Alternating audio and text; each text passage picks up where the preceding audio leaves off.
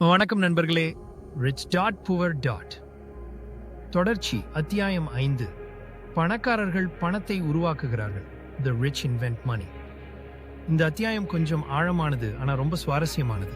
Rich dad என்ன சொல்றாருன்னா, பணக்காரர்கள் பணத்தை கண்டுபிடிக்கிறார்கள் அல்லது உருவாக்குகிறார்கள். அப்படின்னா என்ன அர்த்தம்? அவங்க கள்ள நோட்டை அடிக்கிறாங்களா? இல்ல, அவங்க சூழ்நிலைய தனக்கு இந்த சாதகமா மாத்திக்கிறாங்க. உதாரணத்துக்கு பங்குச்சந்தை.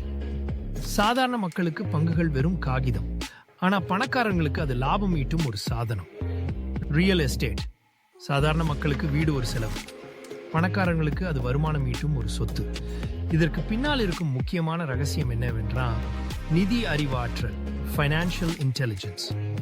பணக்காரர்கள் பணத்தின் விதிகளை புரிந்து கொள்கிறார்கள். வரிகள், கடன், முதலீடு இவற்றுடன் எப்படி விளையாட வேண்டும் என்று அவங்களுக்கு தெரியும். உதாரணத்துக்கு வரி, டாக்ஸஸ் பத்தி பேசுவார். நம்ம பலர் சம்பாதிக்கிறோம், அப்புறம் வரி கட்டுறோம். ஆனா பணக்காரர்கள் முதல்ல முதலீடு செய்யறாங்க, அப்புறம் மீதி இருக்கிற பணத்துக்கு வரி கட்டுறாங்க, அதுவும் சட்டப்பூர்வமான வழிகளில். ஒரு நிறுவனம் முதலில் செலவுகளை கழித்துவிட்டு பிறகு மீதி இருக்கும் லாபத்திற்கு மட்டுமே வரி செலுத்துகிறது. ரிச் டாட் ராபர்ட் ஒரு நிறுவனத்தை, கார்ப்பரேஷன் எப்படி உருவாக்குவது, அதை எப்படி நிர்வகிப்பது என்று கற்றுக் கொடுத்தார். ஒரு நிறுவனம் உங்களுக்கு பல வரி சலுகைகளை வழங்கும், மேலும் சட்டப்பூர்வமாக உங்கள் பணத்தை பாதுகாக்கவும் உதவும். இதுதான் பணக்காரர்கள் பணத்தை கண்டுபிடிக்கும் அல்லது உருவாக்கும் ஒரு வழி. சட்டத்தை புரிந்துகிட்டு அதை உங்களுக்கு சாதகமாக பயன்படுத்துவது. முக்கியமான கருத்து, பணக்காரர்கள் ஒரு வாய்ப்பை பார்க்கும் திறன் கொண்டவர்கள். ஒரு பிரச்சனையை பார்த்தால் அதற்கான நிதி ரீதியான தீர்வை உருவாக்கி அதன் மூலம் லாபம் ஈட்டுகிறார்கள். இதைத்தான் பணத்தை உருவாக்குவது என்று ராபர்ட் குறிப்பிடுகிறார். அத்தியாயம் 6. தடைகளை தாண்டி, ஓவர் கமிங் ஆப்ஸ்டிகல்ஸ். நண்பர்களே, இவ்வளவு நேரம் நம்ம பணத்தை பத்தி நிறைய கத்துக்கிட்டோம். ஆனா இந்த விஷயங்களை செயல்படுத்துறது அவ்வளவு சுலபம் இல்லை. நிறைய தடைகள் வரும். இந்த அத்தியாயத்துல ராபர்ட் அந்த தடைகளை பத்தி பேசுறாரு. நாம பணக்காரர் ஆகணும்னு நினைச்சா இந்த மனத்தடைகளை நாம கண்டிப்பா தாண்டி வரணும். முக்கியமான 5 தடைகள் இவைதான். பயம், ஃபியர். பணம் போய்விடுமோ, நான் தோத்து போயிடுவேனோ. இந்த பயம்தான் பலரையும் முதலீடு செய்ய விடாம, புதிய முயற்சிகள் எடுக்க விடாம தடுக்குது. ரிச் டாட் சொல்றாரு, தோல்வி என்பது பாடத்தின் ஒரு பகுதி. சைக்கிள் ஓட்ட கத்துக்கிறப்ப விழுவோம், அதுல இருந்து தான் கத்துப்போம். அதே மாதிரிதான் முதலீடும். சந்தேகம், அசாகிரியம், சினிசிசம், பீயிங் கம்ஃபர்டபுள், அதெல்லாம் பணக்காரங்களுக்கு தான். என்னால முடியாது, இது ரொம்ப ரிஸ்க். இந்த மாதிரி சந்தேகம் சாகரியமான வாழ்க்கையை விட்டு வர பயப்படுறது. இந்த மனப்பான்மை தான் நம்ம வளர்ச்சிக்கு ஒரு தடையா இருக்கும். சோம்பேறித்தனம், லேசினஸ். அப்புறம் பார்த்துக்கலாம், இன்னைக்கு ரொம்ப டயர்டா இருக்கு, இதை யார் செய்ய போறது? ராபர்ட் சொல்றாரு, சோம்பேறித்தனம்ங்கிறது சோம்பேறியா இருக்கிறது மட்டும் இல்ல, பிஸியா இருக்கிற மாதிரியே நடிச்சுட்டு முக்கியமான விஷயங்களை தள்ளி போடுறதும் கூட. மோசமான பழக்கங்கள், பேட் ஹேபிட்ஸ். தேவையற்ற செலவுகள், பட்ஜெட் போடாம இருக்குது, தொடர்ந்து கடன் வாங்குறது. இந்த மாதிரி பழக்கங்கள் நம்ம நிதி வளர்ச்சிக்கு ஒரு தடையா இருக்கும். ஆணவம், arrogance. எனக்கு எல்லாம் தெரியும், இந்த புத்தகத்துல புதுசா என்ன இருக்கு, நான் யார்ட்டையும் கத்துக்க தேவையில்லை. இந்த ஆணவம் நம்ம கத்துக்கிற திறமைய அழிச்சிடும். ரிச் டாட் சொல்றாரு, ஆணவம் அறியாமையை மறைக்கும். இந்த தடைகளை நம்ம அடையாளம் கண்டு இதிலிருந்து மீண்டு வர முயற்சி செய்யணும். கத்துக்கிற மனப்பான்மையை வளர்த்துக்கணும். அத்தியாயம் 7. பணக்காரர் ஆவதற்கு 10 முக்கிய படிகள். The 10 steps to becoming rich. நண்பர்களே, இவ்வளவு நேரம் நம் தத்துவங்களை பத்தியும் மனப்பான்மைகளை பத்தியும் பேசணும். ஆனா இதையெல்லாம் எப்படி செயல்படுத்துறது? அதுக்கு ராபர்ட் கியோசாகி 10 நடைமுறை படிகளை சொல்றாரு.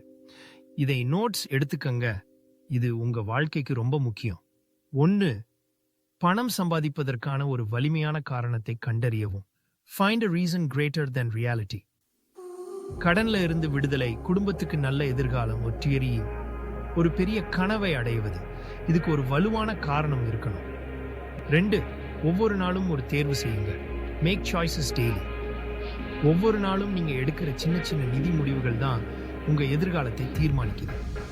கடனை குறைக்குதா, முதலீடு செய்யறதான்னு ஒவ்வொரு முடிவும் முக்கியம். 3. நண்பர்களை புத்திசாலித்தனமாக தேர்ந்தெடுங்க. Choose your friends wisely. உங்க நண்பர்கள் வட்டம் ரொம்ப முக்கியம். பண விஷயத்துல புத்திசாலித்தனமா சிந்திக்கிற, உங்களை ஊக்கப்படுத்தக்கூடிய நண்பர்களை தேர்ந்தெடுங்க. 4. ஒரு சூத்திரத்தை கற்றுக்கொண்டு அதை பின்பற்றுங்கள். Master a formula and then learn a new one. ஒரு முதலீட்டு முறையை அல்லது ஒரு வியாபார முறையை கற்றுக்கொண்டு அதில் சிறந்து விளங்குங்கள். 5. முதலில் உங்களை செலுத்துங்கள். Pay yourself first. உங்களுக்கு வருமானம் வந்ததும் முதல் செலவாக உங்க சேமிப்பு அல்லது முதலீட்டுக்கு பணத்தை ஒதுக்குங்கள். பிறகு மற்ற செலவுகளை செய்யுங்கள். 6. உங்கள் ஆலோசகர்களை நியமிக்கவும். Hire competent advisors. வரி ஆலோசகர், நிதி ஆலோசகர், வக்கீல் இவங்க எல்லாம் உங்க கூட இருந்தா நிதி முடிவுகளை புத்திசாலித்தனமா எடுக்கலாம். இவங்களுக்கு கொடுக்கிற செலவு ஒரு முதலீடு தான். 7. ஒரு இந்தியனாக இருங்கள். பரிசுகளை சுபருங்கள். Be an Indian giver, get returns. இதோட அர்த்தம் என்னன்னா, நீங்க பணத்துல தாராளமா இருங்க, மற்றவங்களுக்கு உதவுங்க. அப்படி நீங்க கொடுக்கும்போது அது உங்களுக்கு பல மடங்காக திரும்ப வரும். இது ஒரு ஈர்ப்பு விதி மாதிரி. 8. சொத்துக்களை வாங்குங்கள். Buy assets, not liabilities. இது ரொம்ப முக்கியம். எது உங்க பாக்கெட்டுக்குள்ள பணத்தை கொண்டு வருமோ அதை வாங்குங்க. கடன்களை வாங்காதீர்கள். 9. கற்றுக்கொள்ளுங்கள், கற்றுக்கொள்ளுங்கள், கற்றுக்கொள்ளுங்கள். Learn, learn, learn. தொடர்ந்து நிதி புத்தகங்களை படியுங்கள், செமினார்களில் கலந்துக்குங்க, நிதி சம்பந்தமான வீடியோக்களை பாருங்க. அறிவுதான் உண்மையான சக்தி. 10. சம்பாதிக்கிற மனப்பான்மையை வளர்த்துக் கொள்ளுங்கள். Develop a can-do attitude. என்னால முடியும்ங்கிற நம்பிக்கை ரொம்ப முக்கியம். தோல்வி வந்தாலும் அதிலிருந்து கத்துக்கிட்டு அடுத்த கட்டத்துக்கு போங்க. இந்த 10 படிகளும் உங்க நிதி பயணத்துக்கு ஒரு சரியான திசையை காட்டும். அத்தியாயம் 8. செயல்பட ஆரம்பியுங்கள். Getting started. நண்பர்களே, இவ்வளவு நேரம் நாம ரிச் டாட் புவர் டாட் புஸ்தகத்தோட ஒவ்வொரு அத்தியாயத்தை பத்தியும் ராபர்ட் கியோசாகியோட முக்கிய பாடங்களை பத்தியும் பேசணும். ஆனா இந்த ஞானம் எல்லாம் வெறும் காதுல கேட்டு தலையாட்டுறதுக்கு மட்டும் இல்லை, இதை செயல்படுத்தணும். ராபர்ட் சொல்றாரு, நிறைய பேர் ஒரு புஸ்தகத்தை படிப்பாங்க, ஒரு செமினாருக்கு போவாங்க, எல்லாம் புரிஞ்ச மாதிரி பேசுவாங்க, ஆனா ஒண்ணுமே செய்ய மாட்டாங்க. பணக்காரர்கள் செயலில் இறங்குபவர்கள். இப்போ நீங்க என்ன செய்யணும்? சின்னதா ஆரம்பிங்க, பட்ஜெட் போடுங்க, உங்க வரவு செலவை கண்காணிங்க, நிதி புத்தகங்களை படிங்க, முதலீட்டை பத்தி கத்துக்கோங்க, நிதி ஆலோசகரை அணுகுங்க, உங்கள் சொத்து வரிசையை உருவாக்க தொடங்குங்கள். சிறிய முதலீடுகளை தொடங்குங்கள். அது ஒரு பங்காக இருக்கலாம், ஒரு ஆன்லைன் வணிகமாக இருக்கலாம், அல்லது ஒரு சிறிய வாடகை சொத்தாக இருக்கலாம். இந்த புத்தகம் ஒரு மந்திரக்கோள் அல்ல, ஒரே நாள்ல உங்களை பணக்காரனாக்கும். ஆனா உங்க சிந்தனை முறையை மாற்றும், உங்களுக்கு புது வழிகளை காட்டும். முக்கியமான நினைவுபடுத்துதல்: பணக்காரர்கள் பணத்துக்காக வேலை செய்வதில்லை. சொத்துக்களுக்கும் கடன்களுக்கும் உள்ள வித்தியாசத்தை புரிந்து கொள்ளுங்கள். நிதி கல்வி அறிவு என்பது பள்ளிப்பு படிப்பை விட முக்கியம். உங்க சொந்த வணிகத்தை பாருங்கள். பயத்தை, சோம்பேறித்தனத்தை, ஆணவத்தை வெல்லுங்கள். நண்பர்களே, இந்த ரிச் டாட் புவர் டாட் புஸ்தகம் உலகத்துல கோடிக்கணக்கான மக்களுக்கு ஒரு வாழ்க்கை பாடமா அமைஞ்சிருக்கு. நம்ம கலாச்சாரத்துல பணத்தை பத்தி வெளிப்படையா பேசுறது அவ்வளவு வழக்கம் இல்லை. ஆனா இந்த புத்தகம் அந்த மனப்பான்மையை மாத்துது. பணக்காரர் ஆகிறது நல்லதுதான். ஏன்னா உங்ககிட்ட பணம் இருந்தா நீங்க உங்களுக்கு மட்டும் இல்லாம உங்க குடும்பத்துக்கும் சமூகத்துக்கும் நிறைய நல்லது செய்ய முடியும். நிதி சுதந்திரம்ங்கிறது வெறுமனே நிறைய பணம் இருக்கிறது இல்ல. அது உங்க பணத்தை பத்தி நீங்க கவலைப்படாம உங்களுக்கு பிடிச்ச வாழ்க்கையை வாழக்கூடிய சுதந்திரம், உங்க கனவுகளை துரத்தக்கூடிய சுதந்திரம். இந்த புத்தகம் உங்களுக்கு ஒரு ஆரம்ப புள்ளி. இந்த ஞானத்தை உள்வாங்குங்க.